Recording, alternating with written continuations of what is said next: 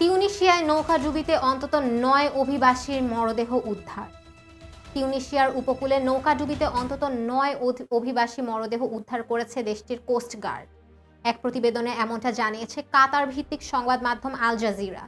তিউনিসিয়া প্রশাসন জানায় ৪২ জন আরোহীকে নিয়ে ভূমধ্য সাগর পাড়ি দিচ্ছিল নৌকাটি। খারাপ আবহাওয়ার কারণে মাঝ সাগরে ডুবে যায় সেটি।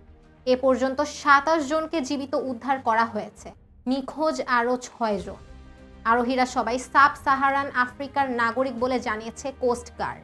অবৈধভাবে ইউরোপের দেশগুলোতে যেতে তিউনিসিয়া ও লিবিয়াকে প্রবেশ পথ হিসেবে ব্যবহার করে অভিবাসীরা।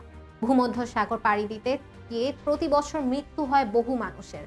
ইন্টারন্যাশনাল অর্গানাইজেশন ফর মাইগ্রেশন এর তথ্য অনুসারে ২০২৩ সালের ২,২৭০ জনেরও বেশি অভিবাসীর মধ্য দিয়ে ভূমধ্য সাগর অতিক্রম করার চেষ্টা করার সময় মারা গেছে, যা আগের বছর তুলনায় ৬০% বেশি।